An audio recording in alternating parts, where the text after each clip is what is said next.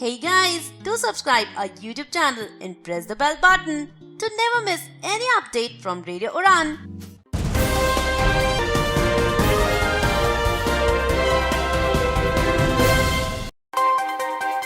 नमस्कार दोस्तों, आप सुन रहे हैं radio Udan a flight of life. Show है आपका फेवरेट कॉमेंट्री कलर्स। मैं हूं आपकी होस्ट एंड दोस्त निशा और आज है 22 मई 2020। कमेंट्री कलर्स इसमें हर हफ्ते हम आपके लिए लेकर आते हैं डिसेबिलिटी से जुड़ी कुछ खास खबरें, होते हैं आपके लिए कुछ जॉब अलर्ट्स। आरपीडीआई 2016 के तहत एक डिसेबिलिटी को एक्सप्लेन करती हैं मिस बांसुरी और मिस्टर दानिश महाजन हमें एक टॉपिक से अवगत कराते हैं। योर ओपिनियन सेक्शन में एक इम्पोर्टेंट टॉपिक के साथ वो हाजिर होते हैं। लॉकडाउन के चौथे फेज में हम आ गए हैं। बहुत सारी चीजें अब ओपन हो चुकी हैं। लोगों ने घरों के बाहर निकलना शुरू कर दिया है। पर्सन विद डिसेबिलिटी के लिए ये टाइम बहुत ज्यादा चैलेंजिंग है। कोविड-19 के शिकार लोगों की संख्या 1 लाख का आंकड़ा पार कर चुकी है। पर अच्छी बात यह है कि 40,000 से ज्यादा लोग इस बीमारी से बाहर भी आए हैं, वो बिल्कुल ठीक भी हो गए हैं। इसलिए हमें अपने आप को थोड़ा स्ट्रॉन्ग बनाना होगा, अपनी इम्यूनिटी को स्ट्रॉन्ग बनाना होगा।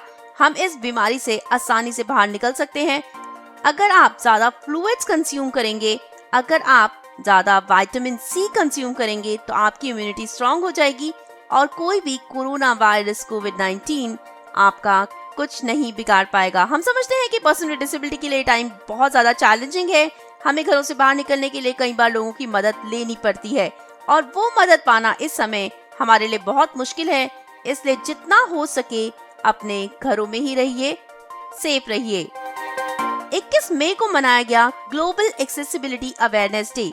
जी हाँ, हर साल ये दिन मनाया जाता है मई के 3rd थर्सडे को और इस साल इस दिन को मनाया गया 21 मई 2020।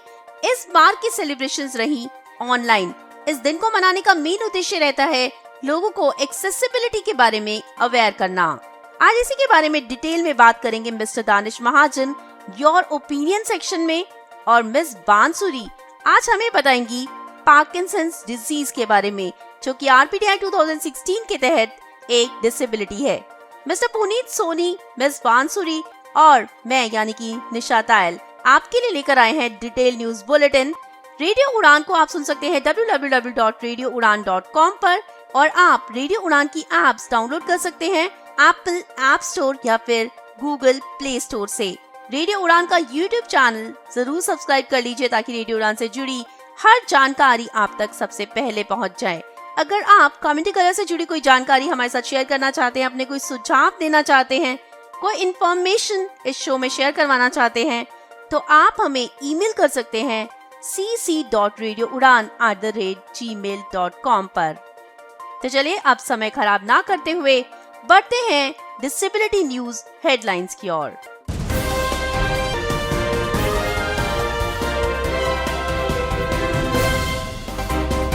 पर्सन्स विद डिसेबिलिटी के लिए लॉकडाउन के पीरियड में आ गई हैं नई गाइडलाइंस। इम्प्लीमेंट किया जाएगा आरपीडीआई 2016 का सेक्शन 8। 21 मई को मनाया गया global accessibility awareness day. Theme रहा कॉग्निटिव डिसेबिलिटी और पर्सन्स विद डिसेबिलिटी के ऊपर लॉकडाउन का इम्पैक्ट। तमिलनाडु गवर्नमेंट ने लॉन्च किए persons with hearing and speech impaired के लिए स्पेशल मास्क। लिप्स के आसपास का हिस्सा रहेगा ट्रांसपेरेंट, कम्युनिकेट कर पाएंगे स्पीच इम्पेयर्ड पर्सन्स भी बिना किसी हैसल के। तमिलनाडु की दिसंबर 3rd मूवमेंट एनजीओ ने की 6,000 से भी ज्यादा पर्सन्स विद डिसेबिलिटी की मदद।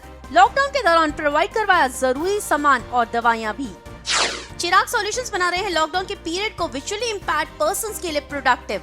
मौका है वेब डेवलपमेंट और प्रोग्रामिंग लैंग्वेजेस सीखने का। कोविड-19 के चलते पर्सन्स विद डिसेबिलिटी की मुश्किलों को आसान करने के लिए गवर्नमेंट एजेंसीज और एनजीओ ने शुरू की है हेल्पलाइंस। जानकारी पा सकते हैं डिटेल न्यूज बुलेटिन में। यूके में रहने वाले डिसेबल स्टूडेंट अंकित अग्रवाल पर पड़ी कोविड-19 की मार। इंडिया आने के लिए बेचने को तैयार है अपनी व्हीलचेयर भी। गुरु गोविंद सिंह इंद्रप्रस्थ यूनिवर्सिटी नई दिल्ली में हुए 2 वेबिनार।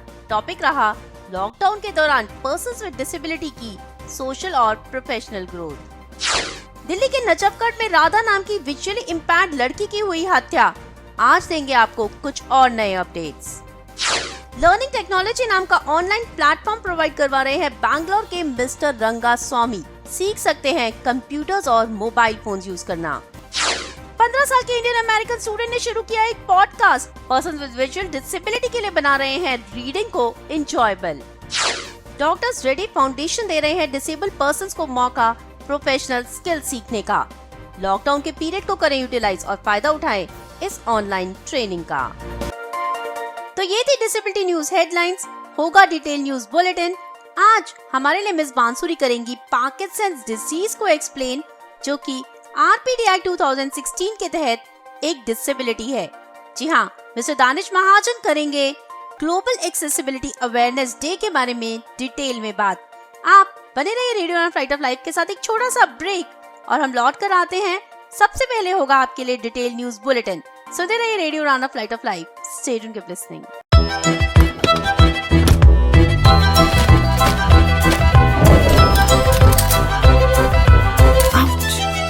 अगर चोट आसानी से लगे तो मदद भी आसानी से मिलनी चाहिए।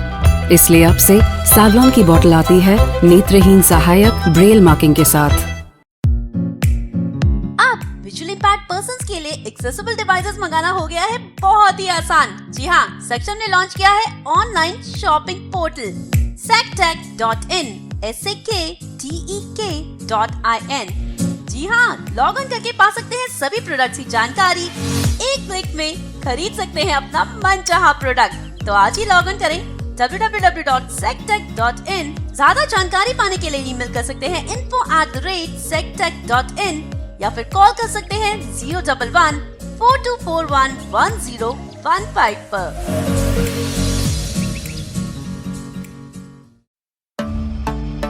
My name is Fred Schroeder, and I'm the president of the World Blind Union, and you are listening to Radio Odon, A Flight of Life.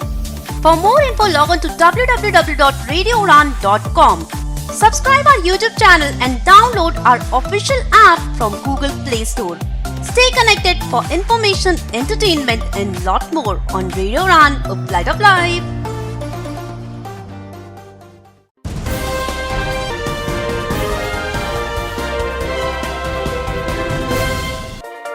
Break के बाद आपका एक बार फिर बहुत बहुत स्वागत है।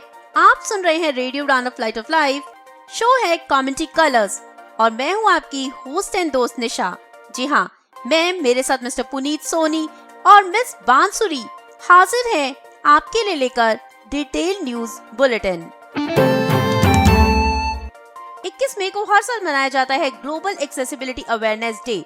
जी हाँ, पिछले 6 सालों से इस दिन पर सेलिब्रेशंस होस्ट कर रहे हैं मित्रा ज्योति बैंगलोर, ताकि 1 बिलियन से भी ज्यादा पर्सन्स विद डिसेबिलिटी के लिए इंक्लूजन और डिजिटल एक्सेसिबिलिटी को एक्सेस किया जा सके। जी हाँ, अगर ग्लोबल एक्सेसिबिलिटी अवेयरनेस डे की बात करें तो इस दिन को मनाने का मेन उद्देश्य यही है कि लोग डिजिटल एक्सेसिबिलिटी के बारे में बात करें, उसे सीखें, उसके बारे में जानें कि कैसे वेब को यूज करके, मोबाइल्स को यूज करके, सॉफ्टवेयर्स को यूज करके पर्सन विद डिसेबिलिटी के लिए डिजिटल एक्सेसिबिलिटी को प्रमोट किया जा सकता है। जैसा कि आप जानते हैं कि कोरोना वायरस पेंडेमिक के चलते देश में लॉकडाउन है और इसी लॉकडाउन के चलते इस इवेंट को ऑनलाइन होस्ट किया गया। इस ऑनलाइन सेलिब्रेशन को एक बड़ी संख्या में लोगों ने अटेंड किया, जिसमें इंडस्ट्रीज के प्रोफेशनल्स भी थे, NGOs के हेड्स भी थे और बहुत सारे और एक्सपर्ट्स भी थे, ताकि एक इंक्लूसिव डिजिटल इकोसिस्टम क्रिएट किया जा सके। इस बार ग्लोबल एक्सेसिबिलिटी अवेयरनेस डे का मेन फोकस था कॉग्निटिव डिसेबिलिटी के ऊपर और कोविड-19 के पर्सन्स विद डिसेबिलिटी पर हुए इम्पैक्ट के ऊपर। दिल्ली हाई कोर्ट ने उस याचिका को खारिज कर दिया है जिसमें कोर्ट से यह अपील की गई थी कि वह सरकार को निर्देशित करे कि डिसेबिलिटीज के लिए गाइडलाइंस का पूर्ण पालन किया जाए। दिल्ली हाई कोर्ट द्वारा ऐसा सरकार के उस जवाब के बाद किया गया जिसमें सरकार ने दिल्ली हाई कोर्ट को सूचित किया कि डिसेबिलिटीज के लिए निर्धारित गाइडलाइंस का पहले से ही पूर्ण पालन किया जा रहा है। जजों की एकल पीठ के अध्यक्ष वी कामेश्वर राव ने इस याचिका को खारिज करते हुए कहा कि डिसेबिलिटीज के लिए निर्धारित गाइडलाइंस का पूर्ण पालन किया जा रहा है। ऐसे में इस याचिका का कोई महत्व नहीं है। आपको बता दें कि याचिकाकर्ता ने एक याचिका दायर कर कहा था कि disability care taker, supporting staff और अटेंडेंट्स को मेडिकल इमरजेंसी वर्कर की तरह सुविधा देनी चाहिए और उन्हें नेशनल डिजास्टर मैनेजमेंट एक्ट के तहत पूर्ण रियायतें दी जानी चाहिए और ट्रांजिट में भी छूट दी जानी चाहिए। यूनाइटेड किंगडम में पढ़ने वाले विकलांग छात्र अंकित अग्रवाल घर आने के लिए बेताब हैं। एयर इंडिया और भारतीय उच्चायोग के अधिकारियों से कई अपील के बावजूद अंकित का कहना है कि उन्हें सहायता का वादा नहीं किया गया है। कोई भी मेरी व्हीलचेयर खरीदने को तैयार है तो बताएं। भारत के लिए एक निकासी उड़ान पर टिकट खरीदने और व्हीलचेयर के लिए भुगतान करने के लिए पैसे जुटाने के लिए इसे बेचना जरूरी है, क्योंकि एयरलाइन सोशल डिस्टेंसिंग के कारण वे प्रदान करने के लिए तैयार नहीं है। भारतीय छात्र अंकित अग्रवाल की यह हताश अपील 3 दिन पहले सोशल मीडिया पर पोस्ट की गई थी। यूनाइटेड किंगडम के वारविक यूनिवर्सिटी में एक छात्र अंकित लंदन से लगभग 200 किलोमीटर दूर कोवेंट्री में फंसे हुए हैं। अंकित को मस्कुलर डिस्ट्रॉफी है जो व्हीलचेयर पर निर्भर करते हैं। अंकित 2018 में बिजनेस एनालिटिक्स में मास्टर डिग्री हासिल करने के लिए इंग्लैंड गए थे। मस्कुलर डिस्ट्रॉफी की वजह से वे अपने दम पर नहीं चल सकते हैं। वो पूरी तरह से अपने इलेक्ट्रिक व्हीलचेयर पर निर्भर करते हैं जो उन्होंने कुछ साल पहले खरीदी थी, लेकिन अहमदाबाद लौटने के लिए बेताब उन्होंने अपने व्हीलचेयर को बिक्री के लिए रख दिया। मीडिया से बातें करते हुए अंकित ने कहा, मुझे नहीं पता कि मैं व्हीलचेयर के बिना चीज़ों का प्रबंधन कैसे करूंगा, लेकिन स्थिति इतनी खराब है कि इसने मुझे इस तरह से एक उपाय करने के लिए मजबूर किया है। मुझे बताया गया था कि मैं टेस्टिंग कियोस्क तक केवल व्हीलचेयर ले जा सकता था और हवाई अड्डा मुझे विमान तक पहुंचाने के लिए एक भी प्रदान नहीं करेगा। अंकित का वीजा 31 मई को समाप्त होगा। हालांकि उन्होंने और उनकी मां ने वंदे भारत मिशन के लिए समय पर पंजीकरण करवा लिया था, फिर भी वे प्रतीक्षा कर रहे थे। एक विकलांग व्यक्ति होने के बावजूद मेरा नाम high commission first list of passengers में शामिल नहीं था। हालांकि मेरी मां का नाम शामिल किया गया था। मैंने अधिकारियों से पूर्ण विचार करने और हमें एक साथ यात्रा करने की व्यवस्था करने के लिए कहा था, अंकित ने ये कहा। भारतीय अधिकारियों से भी कई अपील की गई। एयर इंडिया और भारतीय उच्चायोग भी बोर्डिंग के समय हिथ्रो एयरपोर्ट लंदन में अंकित को मदद का आश्वासन देने में विफल रहे हैं। कई ट्वीट्स के बाद उन्होंने आखिरकार एयर इंडिया से एक प्रतिक्रिया का प्रबंधन किया, लेकिन उन्हें बताया गया कि उन्हें सोशल डिस्टेंसिंग मानदंडों के कारण व्हीलचेयर नहीं दिया जाएगा। गुरु गोविंद सिंह इंद्रप्रस्थ द्वारा यूनिवर्सिटी की ओर से यूनिवर्सिटी स्कूल ऑफ मैनेजमेंट द्वारा इंक्लूसिव एक्सेसिबिलिटी सेमिनार का आयोजन दिनांक 21 और 22 मई 2020 को किया गया। इस वेबिनार में inclusive for PwDs and for social professionalist के बारे में बातचीत की गई। इस वेबिनार का आयोजन सुबह 10 बजे से 5 बजे के बीच किया गया। दिल्ली के नजफगढ़ में 7 साल की विजुअली इम्पेयर्ड लड़की राधा की हुई दर्दनाक हत्या। इस दिल दहलाने वाली घटना से आप जरूर वाकिफ होंगे। जी हाँ, आइए आज हमारे साथ है मिस मंजुला और लेकर आई हैं इस केस के बारे में कुछ नए अपडेट्स। नमस्कार साथियों, मैं मंजुला रथ एक बार फिर आप सबके साथ। साथियों, मेरे पिछले वॉइस मैसेज में मैंने आपको ये बताया था, मैंने आपको जो इन्फॉर्मेशन दी थी नजफगढ़ में राधा के मर्डर के संबंध में, उस संबंध में मेरे पास कुछ अपडेट्स हैं जो मैं आपके साथ शेयर करना चाहूँगी। मेरे पास डीसीपी का मेल आ गया है। उसमें उन्होंने बताया है कि उसकी जो एफआईआर थी वो 7 तारीख को ही हो गई है, उसकी कॉपी भेज दी है उन्होंने। उसके साथ साथ जो जहाँ तक पोस्टमार्टम रिपोर्ट का कंप्लीट पोस्टमार्टम रिपोर्ट का सवाल है, उनका कहना है कि इनिशियली जो रिपोर्ट आई थी वो तो उस आधार पर मैंने आपको सूचना दे दी थी, परंतु जो कंप्लीट पोस्टमार्टम की रिपोर्ट है वो अभी तक नहीं आई है। तो जैसे ही वो आती है फिर हम उनसे मांगेंगे। दूसरी बात यह है कि मेरी आईओ से बात हुई थी, जो इंक्वायरी ऑफिसर हैं, उन्होंने मुझे बताया कि 22 तारीख को हियरिंग है, क्योंकि अभी तक तो ये लोग जुडिशियल कस्टडी में हैं। तो 22 तारीख को हियरिंग है और उसमें क्या होता है वो 22 को ही पता चलेगा। इसके साथ साथ चीफ कमिश्नर डिसेबिलिटीज को जो हमने पत्र भेजा था, ईमेल भेजा था, उन्होंने भी डीसीपी के पास पत्र भेजा, मेल भेजा है और उन्होंने 1 महीने के अंदर उसकी रिपोर्ट मांगी है। तो ये कुछ 2-3 अपडेट्स थे, मुझे लगा कि मैं आपको अवगत करवा दूं। धन्यवाद। तमिलनाडु की कि December 3 मूवमेंट, जो कि एक बहुत ही छोटी सी एनजीओ है, उसने बेड़ा उठाया पर्सन्स विद डिसेबिलिटी की मदद करने का। जी हाँ, तमिलनाडु की ये एनजीओ जिसने 6000 से भी ज्यादा पर्सन्स विद डिसेबिलिटी की मदद की, उनके घर तक खाने पीने का जरूरी सामान मंगाया, जैसे कि उनके पास डिमांड आई उन्होंने दवाइयाँ भी लोगों के घरों तक पहुँचाई और उन्हें मॉरल सपोर्ट भी दिया। जी हाँ, इस एनजीओ ने कुछ लोगों की मदद की, उसके बाद सोशल मीडिया पर ये मैसेज डाला, सोशल मीडिया ने उनकी बहुत मदद की। उनके इस मिशन में बहुत बड़ा कंट्रीब्यूशन सोशल मीडिया का भी रहा, जिसके थ्रू उनके पास और ज्यादा मदद की डिमांड्स आने लगी। साथ साथ लोग भी सामने आए जिन्होंने December 3 मूवमेंट को हेल्प किया, उनको ग्रोसरी प्रोवाइड करवाई ताकि वो पर्सन्स विद डिसेबिलिटी की मदद कर सके। December 3 मूवमेंट के फाउंडर मिस्टर दीपक ने कहा कि उन्हें बहुत खुशी है कि वो 6000 से भी ज्यादा पर्सन्स विद डिसेबिलिटी की मदद ऑलरेडी कर चुके हैं।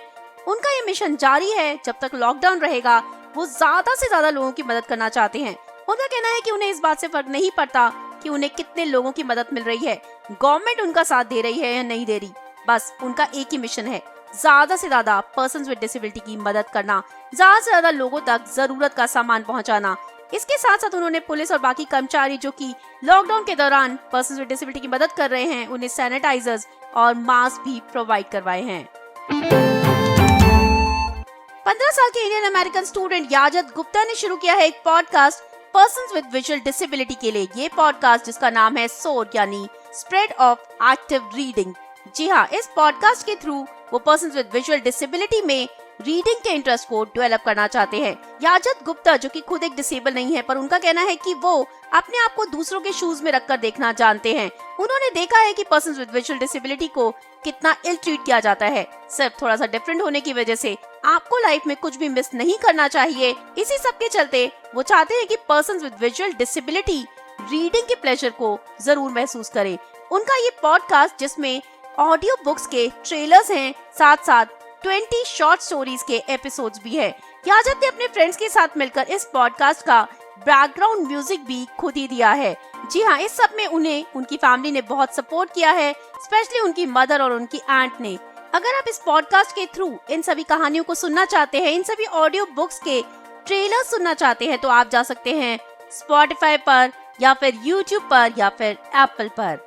याजत जो कि सिर्फ 15 साल के हैं, स्कूल जाते हैं, अपने इंटरेस्ट के बाकी काम करते हैं, साथ साथ इतनी बड़ी कमिटमेंट पर्सन्स विद डिसेबिलिटी के बारे में इतना कुछ सोचना एक बहुत ही अद्भुत चीज है।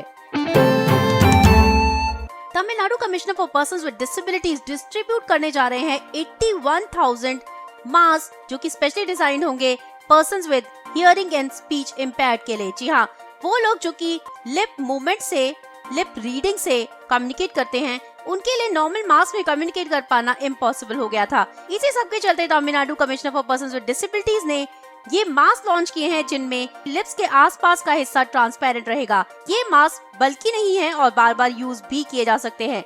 जी हाँ, around the state 81,000 mask distribute किए जाएंगे 31,500 persons with speech and hearing impaired, उनकी फैमिली मेंबर्स, उनके टीचर्स, उनके को स्टूडेंट्स को। जी हाँ, तमिलनाडु गवर्नमेंट ने इसके लिए स्पीच और हियरिंग इम्पेयर्ड गवर्नमेंट स्कूल से बात भी की है, सलाह ली है, उसके बाद इन मास्क को डिजाइन किया गया है। उनका कहना है कि जब ये मास्क डिस्ट्रीब्यूट कर दिए जाएंगे, उसके बाद अगर कुछ चेंजेस होंगे तो तमिलनाडु गवर्नमेंट वो भी करने को तैयार रहेगी। पायलट प्रोजेक्ट के तहत तिरुपुरा के एक मैन्युफैक्चरर को कॉन्टैक्ट किया गया और उसके बाद इन मास्क को डिजाइन करके persons with hearing and speech impaired के लिए बनवाया गया है। डॉक्टर रेड्डी फाउंडेशन लेकर आए हैं एक बेहतरीन प्रशिक्षण का अवसर आप सभी के लिए। डॉक्टर रेड्डीज फाउंडेशन रोजगार से जुड़े कौशल प्रदान करते रहे हैं। ग्रो सेंटर्स के नाम से शुरू किया था भारत भर में अपने 29 विशेष प्रशिक्षण केंद्रों के माध्यम से ये प्रशिक्षण कार्यक्रम। ये संगठन युवाओं को प्रशिक्षित करता है, जिनमें शामिल है youth with disability in core employability skills such as communicative English, soft skills, digital literacy, interview skills etcetera. वर्तमान स्थिति के अनुसार संगठन ने ये के ऑनलाइन प्लेटफॉर्म्स के जरिए प्रशिक्षण प्रदान करना शुरू किया है। इसमें मुंबई केंद्र आमंत्रित करते हैं दृष्टिबाधितों को इस पाठ्यक्रम का भागीदारी बनने के लिए। ये कोर्स जून से शुरू होगा। कोर्स का ड्यूरेशन रहेगा 3 महीनों का। सेशन जूम प्लेटफॉर्म पर लिया जाएगा। यदि आप दृष्टिबाधित हैं और आपकी आयु 18 से 30 वर्ष की है तो आप कोर्स में भाग ले सकते हैं। कैंडिडेट किसी भी फील्ड में ग्रेजुएट होना चाहिए और महाराष्ट्र से होना चाहिए। जो मुंबई या पुणे रिलोकेट कर सके, प्लेसमेंट के समय वो संपर्क जरूर करें। कैंडिडेट्स के पास बेहतर इंटरनेट कनेक्टिविटी के साथ एक पर्सनल लैपटॉप भी होना चाहिए। इन 3 महीनों की ट्रेनिंग में कैंडिडेट को प्रतिदिन 5 घंटे देने ही होंगे। कैंडिडेट के पास अपना ऑथेंटिक आइडेंटिटी प्रूफ और मेडिकल सर्टिफिकेट भी होना चाहिए। ज्यादा जानकारी के लिए आज ही कॉल करें 837-896-5981 या फिर मेल करें aneshadrredsfoundation.org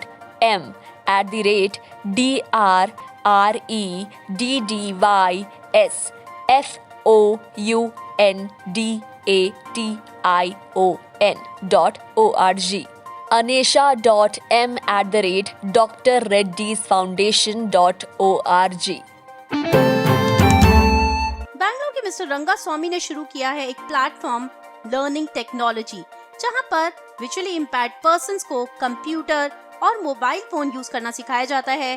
कैसे एप्लीकेशंस इंस्टॉल करनी है, कैसे सॉफ्टवेयर्स को यूज करना है और कैसे एंड्रॉइड और आईफोन को यूज करना है। जी हाँ, टेक्नोलॉजी के जमाने में कंप्यूटर के बारे में जानना, मोबाइल के बारे में जानना एक डिसेबल पर्सन के लिए एक आम आदमी से ज्यादा जरूरी होता है। ये आपको एम्प्लॉयबल भी बनाता है और चीजों को आपके लिए एक्सेसिबल भी करता है। जी हाँ, आइए जानते हैं मिस्टर रंगा स्वामी से कैसे बन सकते हैं आप उनके इस प्लेटफॉर्म का हिस्सा। Hi Radio Udan, I am Rangaswamy from Bangalore, from Karnataka. Before I'm suffering, I do not have any job. Before I'm suffered a lot. But during the lockdown, I have opened the platform called Learning Technology. Here I'm teaching computer as well as mobile phone and some other Android, iPhone application, how to use it and how to configure those applications. And also in computer I teach like Microsoft Word, Microsoft Excel and Google Drive Explorer, email composing, internet browsing, JAWS and NVDA configuration. I am teaching to students as well as employees also.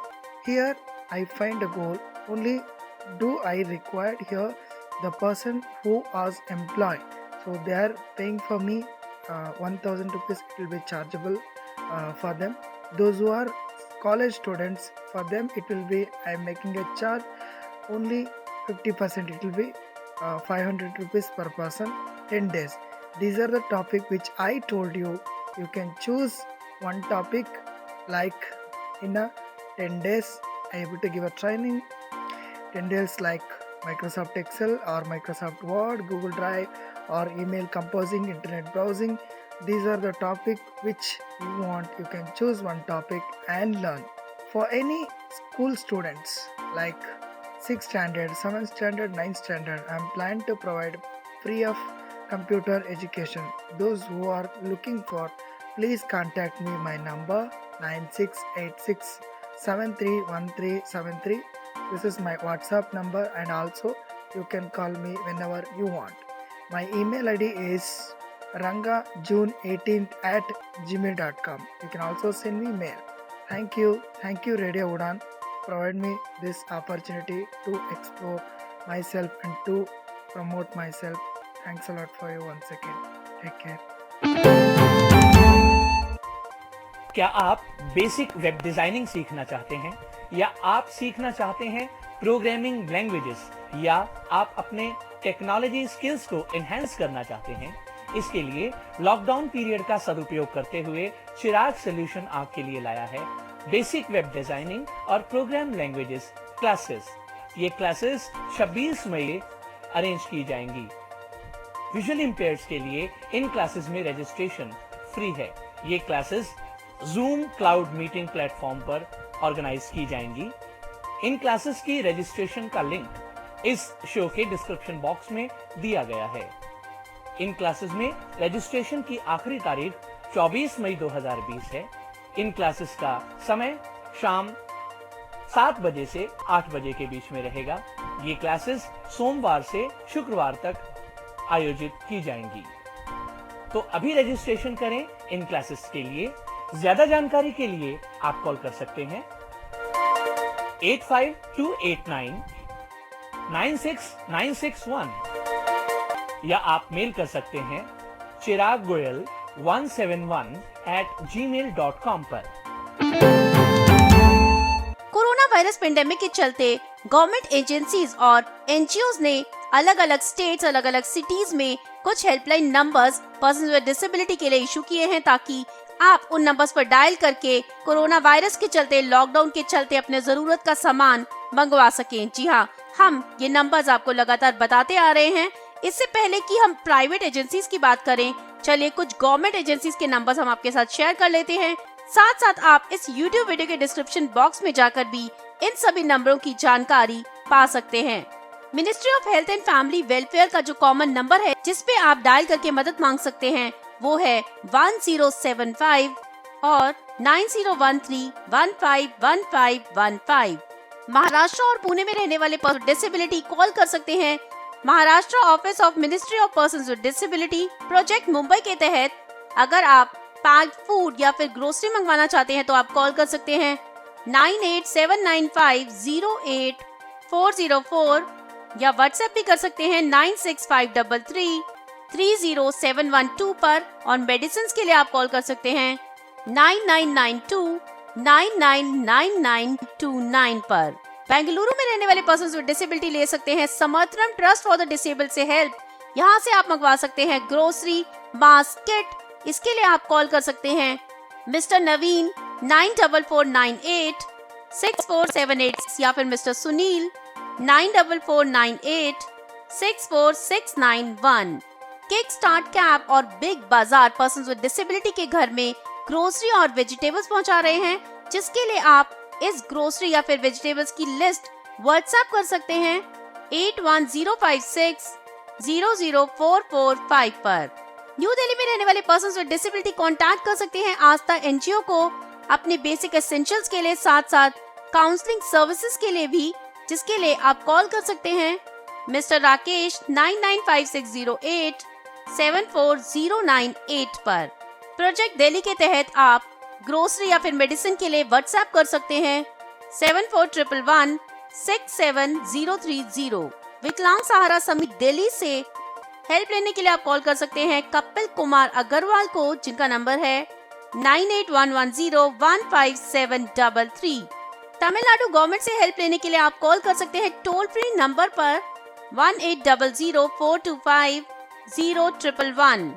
Punjab में रहने वाले def और hard of hearing persons call कर सकते हैं 9881763357 पर।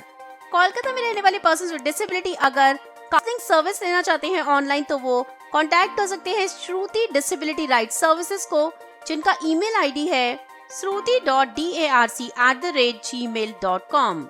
Big बाजार का टोल फ्री हेल्पलाइन नंबर है 1800266186। इस नंबर पर कॉल करके आप ग्रोसरी मंगा सकते हैं। ये number specially persons with disability और एल्डरली पर्सन्स के लिए है। सुबह 9 बजे से शाम के 6 बजे तक आप इस नंबर पे कॉल करके हेल्प ले सकते हैं। इसके अलावा आपको अलग अलग स्टेट्स, अलग अलग सिटीज के लिए कुछ और इम्पोर्टेंट नंबर्स इसी YouTube वीडियो के डिस्क्रिप्शन बॉक्स में मिल जाएंगे। तो ये था डिटेल न्यूज बुलेटिन। अभी शो कम्युनिटी कलर्स में आपके लिए बहुत कुछ बाकी है। मिस बांसुरी करेंगी हमारे लिए पार्किंसंस डिजीज को एक्सप्लेन और मिस्टर दानिश महाजन करेंगे ग्लोबल एक्सेसिबिलिटी अवेयरनेस डे के बारे में डिटेल में बात। तो आप कहीं मत जाइए, बने रहिए रेडियो उड़ान फ्लाइट ऑफ लाइफ के साथ एक छोटा सा ब्रेक और हम जल्दी लौट कर आते हैं। Stay tuned, keep listening. Beyond Eyes, Assistive Technology Experience and Resource Center। Beyond Eyes एक ऐसा सेंटर है जहां पर आप तरह तरह की असिस्टिव टेक्नोलॉजी का अनुभव ले सकते हैं। ये national association for the blind Delhi और अमेरिकन इंडियन फाउंडेशन का जॉइंट इनिशिएटिव है।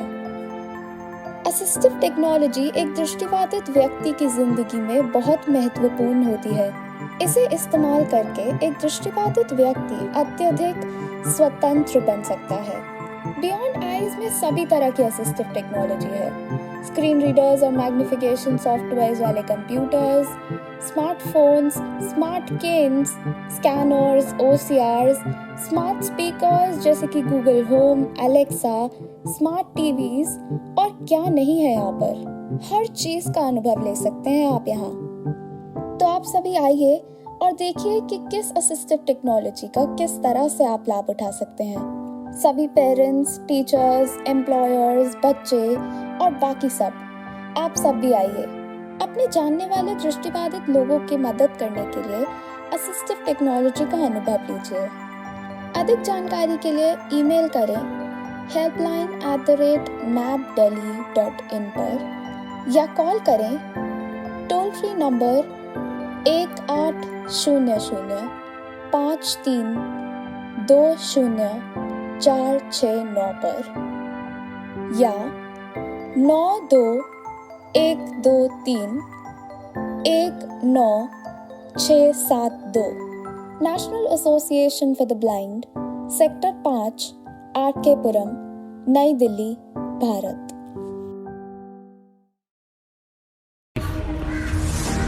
मेरा नाम चंदन दास और आप सुन रहे हैं रेडियो उड़ान। बहुत बहुत शुक्रिया। For more info, log on to www.radioudan.com. Download our app from Google Play Store and do not forget to follow us on social media platforms and subscribe to us on our YouTube channel, Radio Udan.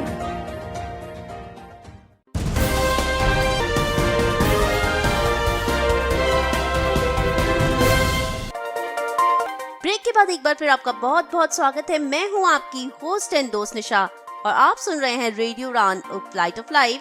Show है community colours. जी हाँ, अब community colours में समय है जानने का Parkinson's disease के बारे में, जो कि RPT Act 2016 के तहत एक डिसेबिलिटी है। तो आइए चलते हैं मिस बांसुरी के पास। कम्युनिटी कलर्स पर आप है मेरे यानी बांसुरी के साथ और आज आप मुझसे जानेंगे पार्किंसन रोग क्या होता है, यानी कि पार्किंसन डिजीज के बारे में। पार्किंसन रोग यानी कि पार्किंसन डिजीज तंत्र का एक तेजी से फैलने वाला विकार है जो आपकी गतिविधियों को प्रभावित करता है। ये धीरे धीरे विकसित होता है। ये रोग कभी कभी केवल एक हाथ में होने वाले कंपन के साथ शुरू होता है, लेकिन जब ये कंपकपी पार्किंसन रोग का सबसे मुख्य संकेत बन जाती है तो ये विकार अकड़न या धीमी गतिविधियों का कारण भी बनता है। पार्किंसन रोग के शुरुआती स्टेजेस में आपके चेहरे के एक्सप्रेशंस कम या खत्म हो सकते हैं या चलते समय आपकी बाजुएं हिलना बंद कर सकती हैं। आपकी आवाज़ धीमी या अस्पष्ट हो सकती है। समय के साथ पार्किंसन बीमारी के बढ़ने के कारण लक्षण गंभीर हो सकते हैं। जानते हैं अब पार्किंसन रोग के लक्षण के बारे में। इस रोग के लक्षण और संकेत हर व्यक्ति में भिन्न हो सकते हैं। शुरुआती संकेत कम हो सकते हैं और आसानी से किसी का ध्यान अपनी तरफ आकर्षित नहीं करते हैं। इसके लक्षण अक्सर आपके शरीर के एक तरफ के हिस्से पर दिखने शुरू होते हैं और स्थिति बहुत खराब हो जाती है। इसके बाद पूरा शरीर लक्षणों से प्रभावित होने लगता है। एक एक करके इसके सिम्टम्स के बारे में जानेंगे। सबसे पहला सिम्टम है कंपन यानी कि शेकिंग। कपकपाना या हिलना आमतौर पर आपके हाथ या उंगलियों से शुरू होता है। इसके कारण आपका अंगूठा और तर्जनी उंगली एक साथ एक दूसरे से रगड़ने शुरू हो सकते हैं, जिसे पिल रोलिंग ट्रेमर भी कहते हैं। पार्किंसन रोग का एक लक्षण है आराम की स्थिति में आपके हाथ में होने वाली कपकपी। दूसरा सिम्टम है धीमी गतिविधि। समय के साथ ये बीमारी आपके हिलने डुलने और काम करने की क्षमता को कम कर सकती है, जिसके कारण एक आसान कार्य को करने में भी कठिनाई होती है और समय अधिक लगता है। चलते समय आपकी गति धीमी हो सकती है या खड़े होने में कठिनाई हो सकती है। इसके अलावा आप पैरों को घसीटकर चलने की कोशिश करते हैं, जिससे चलना मुश्किल हो जाता है। तीसरा सिम्टम है कठोर मांसपेशियां यानी कि रिजिड मसल्स। आपके शरीर के किसी भी हिस्से में मांसपेशियों में अकड़न हो सकती है। कठोर मांसपेशियां आपकी गति को सीमित कर सकती है और दर्द का कारण भी बन सकती है। चौथा सिम्टम है बिगड़ी हुई मुद्रा और असंतुलन यानी कि बैड पोस्चर। पार्किंसन रोग के परिणाम स्वरूप आपका शरीर झुक सकता है या असंतुलन की समस्या हो सकती है। पांचवें सिम्टम के बारे में बात करें तो वो है स्वचालित गतिविधियों की हानि। पार्किंसन बीमारी में अचेतन यानी कि अनकॉन्शियसनेस कार्य करने की क्षमता में कमी आ सकती है, जिनमें पलकें झपकाना, मुस्कुराना या हाथों को हिलाते हुए चलना शामिल है। बात करते समय आपके चेहरे पर ज्यादा समय के लिए एक्सप्रेशंस नहीं रह सकते। आवाज में परिवर्तन भी हो सकता है। पार्किंसन रोग के परिणाम स्वरूप उच्चारण संबंधी समस्याएं हो सकती है। आपका स्वर धीमा, तीव्र और अस्पष्ट हो सकता है या आपको बात करने से पहले हिचकिचाहट हो सकती है। सामान्य संक्रमण की तुलना में आपकी आवाज और ज्यादा खराब हो जाती है। स्वर और भाषा के चिकित्सक आपकी उच्चारण समस्याओं का निवारण करने में मदद कर सकते हैं। लास्ट सिम्टम के बारे में बात करेंगे तो वो है लिखावट में परिवर्तन। लिखावट में छोटा सा परिवर्तन आ सकता है। लिखावट छोटी हो सकती है और लिखने में तकलीफ हो सकती है। अब हम थोड़ा जान लेते हैं पार्किंसंस डिजीज के कॉजेज और रिस्क फैक्टर्स के बारे में। पार्किंसन रोग में मस्तिष्क में उपस्थिति कुछ तंत्रिका कोशिकाएं धीरे धीरे खराब हो जाती हैं या नष्ट हो जाती हैं पूरी तरीके से। न्यूरॉन्स हमारे मस्तिष्क में डोपामाइन नामक रसायन उत्पन्न करते हैं। इन न्यूरॉन्स के नष्ट होने के कारण कई लक्षण उत्पन्न होते हैं। डोपामाइन के स्तर में आने वाली कमी असामान्य मस्तिष्क गतिविधि का कारण बनती है, जिसके परिणाम स्वरूप पार्किंसन रोग के संकेत मिलते हैं। पार्किंसन रोग का कारण अभी तक अज्ञात है, लेकिन इसके होने के कई कारक हो सकते हैं, जिनमें से है आपके जीन्स। शोधकर्ताओं ने विशिष्ट जेनेटिक म्यूटेशंस की पहचान की है जो पार्किंसन बीमारी का कारण बन सकते हैं, लेकिन ये पार्किंसन रोग से प्रभावित परिवार के सदस्यों वाले दुर्लभ मामलों के अलावा असामान्य होते हैं। यानी कि अगर आपके परिवार में किसी को पार्किंसन डिजीज नहीं है तो आपका रिस्क फैक्टर थोड़ा कम हो सकता है। पर्यावरण से संबंधित कारण क्या हो सकते हैं? कुछ विषाक्त पदार्थों या पर्यावरणीय कारकों का प्रभाव अंतिम चरण के पार्किंसन रोग के जोखिम को बढ़ा सकता है, लेकिन कुल मिलाकर इनसे पार्किंसन रोग जोखिम कम ही होता है। अगर कंक्लूड करना चाहूँ मैं अपनी बात को तो वो ये है कि पार्किंसन बीमारी के लिए उत्तरदायी कारकों की पहचान करने के लिए अभी और अधिक शोध किए जाने की आवश्यकता जरूर होती है। पार्किंसन रोग के रिस्क फैक्टर्स क्या हो सकते हैं? बढ़ती आयु। पार्किंसन रोग युवाओं में बहुत ही कम पाया जाता है। यह आमतौर पर जीवन के मध्य या आखिरी पड़ाव में शुरू होता है और उम्र के साथ जोखिम बढ़ता रहता है। ये बीमारी सामान्य तौर पर 60 वर्ष या उससे अधिक आयु वाले लोगों में विकसित होती है। इसके दूसरे फैक्टर्स क्या हो सकते हैं? आनुवांशिकता। आपके किसी करीबी रिश्तेदार के पार्किंसन रोग से ग्रसित होने के कारण आपको ये रोग होने की संभावना बढ़ जाती है। हालांकि जब तक आपके परिवार में कई सदस्यों को ये बीमारी नहीं होती तब तक आपका जोखिम थोड़ा कम है। पुरुषों को जोखिम कब हो सकता है? पुरुषों में ये जोखिम अधिक होता है महिलाओं के कंपैरिजन में। महिलाओं की तुलना में पुरुषों में पार्किंसन रोग विकसित होने के अधिक संभावना होते हैं। विषाक्त पदार्थों के संपर्क में आना। हर्बिसाइड्स और कीटनाशकों के निरंतर संपर्क में आने से आपके पार्किंसन रोग से ग्रसित होने का खतरा थोड़ा ज्यादा बढ़ सकता है। अब हम जानेंगे पार्किंसंस डिजीज से प्रिवेंशन के बारे में। चूंकि इस बीमारी का कारण अभी तक अननोन है, नहीं पता लगाया जा सका, इसलिए इसकी रोकथाम के तरीके भी एक रहस्य ही है। हालांकि कुछ शोधों से पता चला है कि कॉफी, चाय और कोका कोला में पाई जाने वाली कैफीन पार्किंसन रोग के विकास के जोखिम को कम कर सकती है। ग्रीन टी भी इसके खतरे को कम करने में सहायक हो सकती है। कुछ डॉक्टर्स आपको एक्सरसाइज यानी कि व्यायाम और रेगुलर योगा सजेस्ट करेंगे, जिससे भी इस रोग का जोखिम कम हो सकता है। अब जैसा कि हमने जान लिया है कि पार्किंसन डिजीज को रोकना मुश्किल होता है, उसका ट्रीटमेंट भी थोड़ा मुश्किल होता है, लेकिन मैं आपको फिर भी बताऊंगी कि क्या क्या ट्रीटमेंट्स आप अपना सकते हैं। पार्किंसन रोग को ठीक नहीं किया जा सकता, जैसे मैंने बता दिया, लेकिन दवाएं आपके लक्षणों को नियंत्रित करने में मदद कर सकती है। कुछ गंभीर मामलों में सर्जरी की सलाह भी दी जा सकती है। आपके डॉक्टर जीवन शैली में बदलाव करने, विशेष रूप से एरोबिक व्यायाम की सिफारिश भी कर सकते हैं। कुछ मामलों में भौतिक चिकित्सा भी बहुत महत्वपूर्ण होती है। इसमें संतुलन और स्ट्रेचिंग पर जोर दिया जाता है। दवाएं आपको सजेस्ट जो करेंगे वो है, दवाएं आपके मस्तिष्क में डोपामाइन की आपूर्ति को बढ़ाकर आपकी चाल, गतिविधि और कंपन से जुड़ी समस्याओं से राहत दिलाने में सहायता कर सकती है। हालांकि डोपामाइन को प्रत्यक्ष रूप से नहीं दिया जा सकता है क्योंकि ये आपके मस्तिष्क में प्रवेश नहीं कर सकता है। पार्किंसन रोग का उपचार शुरू होने के बाद आपके लक्षणों में महत्वपूर्ण सुधार हो सकता है। समय के साथ दवाओं का प्रभाव अक्सर कम हो जाता है, हालांकि लक्षणों को आमतौर पर काफी अच्छी तरह से नियंत्रित किया जा सकता है। कुछ मेडिसिन है जो पार्किंसंस डिजीज में आपको आपका डॉक्टर सजेस्ट कर सकता है, लेकिन इन मेडिसिन को बिना उनकी देखरेख के ना लें। इनमें से नाम है इनके कार्बिडोपा लेवोडोपा, दूसरा है डोपामाइन एगनिस्ट्स और MAOB इनहिबिटर्स या फिर COMT इनहिबिटर्स यानी कि कैथेकॉल OM इनहिबिटर्स, एंटीकोलिनर्जिक्स और एक और दवाई जो है एमांटाडाइन। अब इसकी सर्जरी के प्रक्रियाएं क्या हो सकती है? गहरी मस्तिष्क उत्तेजना, डीप ब्रेन स्टिमुलेशन DBS में सर्जन आपके मस्तिष्क के एक विशिष्ट हिस्से में इलेक्ट्रोड को प्रत्यारोपित करते हैं। इलेक्ट्रोड आपके कॉलर बोन के पास छाती में प्रत्यारोपित जनरेटर से जुड़े होते हैं।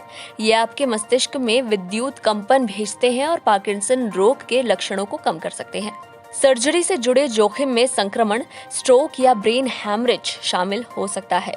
कुछ लोगों को DBS प्रणाली से संबंधित समस्याओं का सामना करना पड़ता है या उत्तेजना के कारण जटिलताओं का अनुभव होता है। आपके डॉक्टर को संबंधित प्रणाली के कुछ हिस्सों को समायोजित करने या बदलने की आवश्यकता हो सकती है।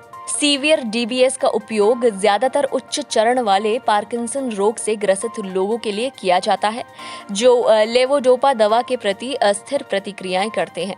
DBS पार्किंसन बीमारी के लक्षणों में निरंतर सुधार कर सकता है और ये सुधार प्रक्रिया के कई वर्षों के बाद भी बने रहते हैं। हालांकि DBS पार्किंसन बीमारी को बढ़ने से पूरी तरह से नहीं रोक सकता है, इसीलिए डॉक्टर की सलाह जरूर ले और अपने आप से कोई मेडिसिन खाने का ना सोचें। आपका डॉक्टर आपको जो सजेस्ट करेगा उसी अकॉर्डिंग करिए, नहीं तो आपको काफ़ी सारे कॉम्प्लिकेशंस भी हो सकते हैं, जिनमें से होते हैं जैसे आपको कॉग्निटिव प्रॉब्लम्स हो सकती हैं और सोचने में कठिनाई का अनुभव हो सकता है, डिमेंशिया हो सकता है, अवसाद और भावनात्मक परिवर्तन आ सकते हैं। पार्किंसन रोग से ग्रसित व्यक्ति को अवसाद यानी कि डिप्रेशन हो सकता है। आप अन्य भावनात्मक परिवर्तनों का अनुभव भी कर सकते हैं जैसे डर, चिंता या प्रेरणा की कमी। इन लक्षणों के इलाज के लिए डॉक्टर आपको दवाएं दे सकते हैं। निगलने में समस्याएं आ सकती है। आपकी स्थिति में प्रगति होने पर आपको निगलने से जुड़ी समस्याएं हो सकती है। विशिष्ट पार्किंसन रोग में ये कोई गंभीर समस्या नहीं है।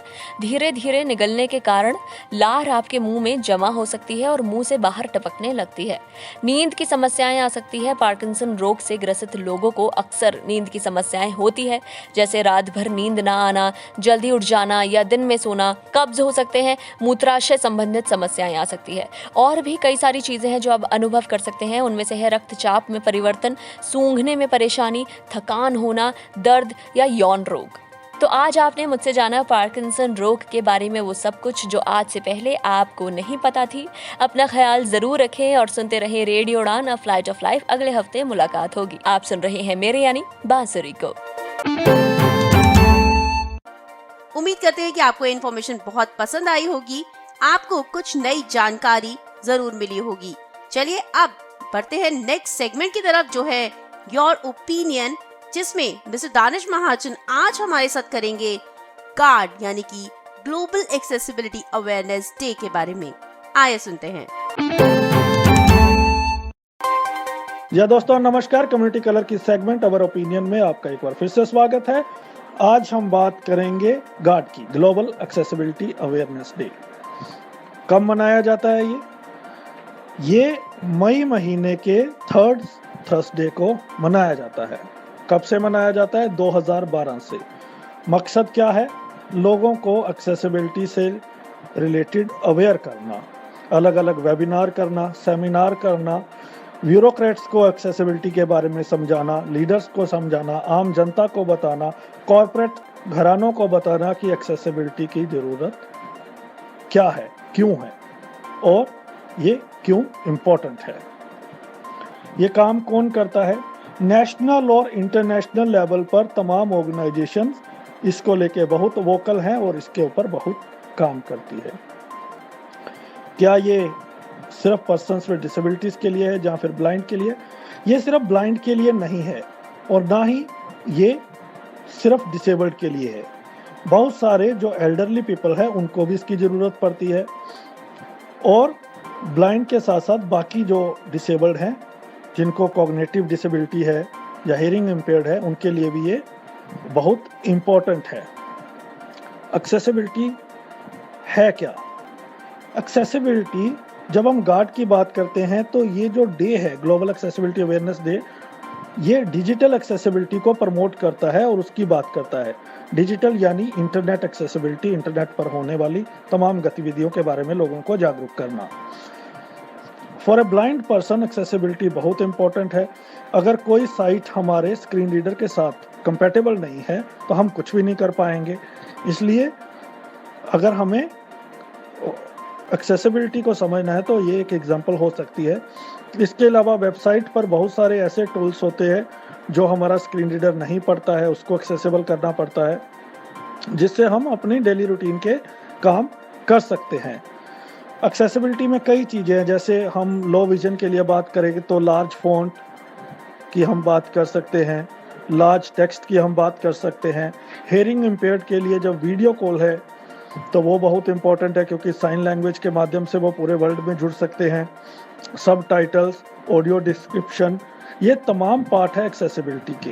एक्सेसिबिलिटी चेक कई तरह से होता है, जिसमें ऑटोमेटेड एक्सेसिबिलिटी टेस्ट होता है जो एक सॉफ्टवेयर आपकी साइट को टेस्ट करता है और बताता है इसमें क्या बग हैं। लगभग 25% जो बग्स हैं वो ये सॉफ्टवेयर बता देता है। हालांकि ये पूरे आपको 100% रिजल्ट नहीं देता है, लेकिन 25% के अराउंड आपको इसके नतीजे मिलते हैं। कोड क्लीनर, ऐसे तमाम चीज़ें हैं जिस पर काम चलता है, और एक्सेसिबिलिटी डे पे लोगों को इन तमाम चीज़ों के बारे में बताया जाता है। इससे बेनिफिट क्या होता है? हर चीज़ का कोई ना कोई बेनिफिट कभी ना कभी हमें मिलता ही है। नहीं से something is better than nothing, ये बहुत इम्पोर्टेंट है। इस दिन हम खुल के बात करते हैं। हालांकि एक्सेसिबिलिटी की आजकल जो बात है हम रोज़ करते हैं, लेकिन इस दिन हम थोड़ा ज़्यादा वोकल हो जाते हैं और एक्सेसिबिलिटी एक्सपर्ट्स को बुला के हम लोगों में भी इसका प्रचार प्रसार करते हैं। जो इस फील्ड में काम करते हैं वो इस दिन कई इनिशिएटिव्स लेते हैं। एक्सेसिबिलिटी को आप ऐसा भी समझिए, अगर चीज़ें एक्सेसिबल हो तो आप अपने आप को डिसेबल्ड समझेंगे ही नहीं। आप अपने आप को डिसेबल्ड तब पाते हैं जब चीज़ें आपके लिए एक्सेसिबल नहीं होती। एक और एग्जांपल के साथ समझते हैं। अगर आपके घर में कोई नहीं है और आपको कोई ज़रूरी काम करना है, किसी साइट पर कैप्चा आ जाता है जो आपका स्क्रीन रीडर नहीं पढ़ता, उस समय आपकी हालत बहुत खस्ता हो जाती है और आप टोटली डिपेंडेंट हो जाते हैं। बाहर किसी को बुलाना पड़ता है या फिर किसी थर्ड पार्टी ऐप से लोगों को दिखाना पड़ता है। तो अगर वो कैप्चा एक्सेसिबल हो या OTP उसकी जगह पे हो तो वो आप काम अपनी मर्जी से कर लेते हैं, जब चाहें तब कर लेते हैं और सेल्फ डिपेंडेंटली कर लेते हैं, तो आपको उस चीज़ की कोई दिक्कत आती नहीं है। आप भी इस दिन लोगों को इसके बारे में बताएं, सरकार को लिखें, जो ऐप्स इनएक्सेसिबल हैं उन कंपनीज़ को लिखें, जो वेबसाइट्स इनएक्सेसिबल है उसके बारे में लिखें, अपने आसपास जो आपके दोस्त कंपनीज रन करते हैं, जो कॉरपोरेट्स है, उनको इसकी इम्पोर्टेंस बताएं। इस चीज़ को बताने की हमें बहुत ज़रूरत है।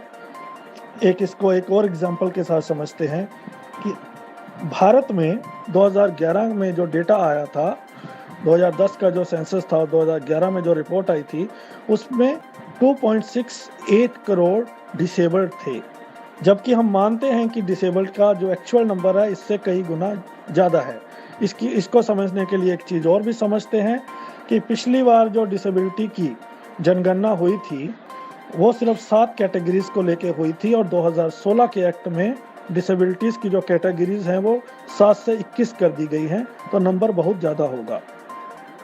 अब कैसे ऐसे कई काम हैं, जैसे पेटीएम है, ओला, उबर है, उसमें एक बड़ी मार्केट है। डिसेबल्ड लोग भी इसका बहुत इस्तेमाल करते हैं और जब ये चीज़ें एक्सेसिबल होंगी और हम उसे यूज़ करेंगे तो उनका भी कस्टमर बेस बढ़ेगा, उससे भी उनको फ़ायदा होगा। तो ये चीज़ कॉर्पोरेट घराने को समझानी बहुत ज़रूरी है। इस एक्सेसिबिलिटी डे पे भी मित्रा ज्योति ने एक वेबिनार किया और कई लोगों ने इस पर वेबिनार्स किए। जिससे लोगों को काफ़ी अवेयरनेस आती है और हर साल नई नई चीज़ें लोगों को समझ आती हैं जो इस फील्ड में लेटेस्ट चल रही होती हैं। एक्सेसिबल इंडिया कैंपेन जो चला था उसमें भी आप इस डे की भूमिका समझ सकते हैं कि उसमें भी गवर्नमेंट को एक्सेसिबिलिटी को समझने में और उस कैंपेन को रन करने में काफ़ी हेल्प मिली थी। इंडिया में हालात बद से बदतर है एक्सेसिबिलिटी को लेके। इसको हम तभी सॉर्ट आउट कर सकते हैं जब हम मिलजुल कर काम करें, प्रचार प्रसार करें, लोगों को इसके बारे में जागरूक करें। एक्सेसिबिलिटी का बुरा हाल इतना है कि कुछ कह नहीं सकते। एक ऐप जो एक्सेसिबल होती है अपडेट आने के बाद फिर इनएक्सेसिबल हो जाती है, फिर शुरू से काम करना पड़ता है। गवर्नमेंट जो क्लेम करती है उनकी वेबसाइट्स एक्सेसिबल हैं, वो भी एक्सेसिबल नहीं है। तो आप इसके बारे में लोगों को बताएं और एक्सेसिबिलिटी के बारे में समझाएं। आइए मिलजुल के काम करते हैं। रेडियो उड़ान एक्सेसिबिलिटी पर बिगनिंग से ही काम कर रहा है। हमारा मानना है without accessibility we can not achieve our goals. तो आज की सेगमेंट में इतना ही, फिर मुलाकात होगी अगले सप्ताह। तब तक के लिए धन्यवाद। आज के प्रोग्राम में इतना ही। उम्मीद है आपको ये प्रोग्राम बहुत पसंद आया होगा। अगर आप चाहते हैं कि हम कोई जानकारी इस शो में आपके लिए साझा करें, कोई न्यूज अलर्ट आप हमसे इस शो में शेयर करवाना चाहते हैं, कोई अलर्ट आप चाहते हैं कि हम लोगों तक पहुंचाएं, या फिर कोई इन्फॉर्मेशन हमारे इस प्रोग्राम के जरिए आप लोगों तक पहुंचाना चाहते हैं, तो आप हमें कांटेक्ट कर सकते हैं। हमें कांटेक्ट करने का तरीका बहुत सिंपल है। आप हमें ईमेल कर सकते हैं cc.radioudan@gmail.com या फिर radioudan@gmail.com पर। हमारी वेबसाइट जो कि है www.radioudan.com, वहां जाकर एक छोटा सा फीडबैक फॉर्म भर सकते हैं। जी हाँ, हमारा फेसबुक पेज जो कि है रेडियो उड़ान, उसे जरूर लाइक कीजिए।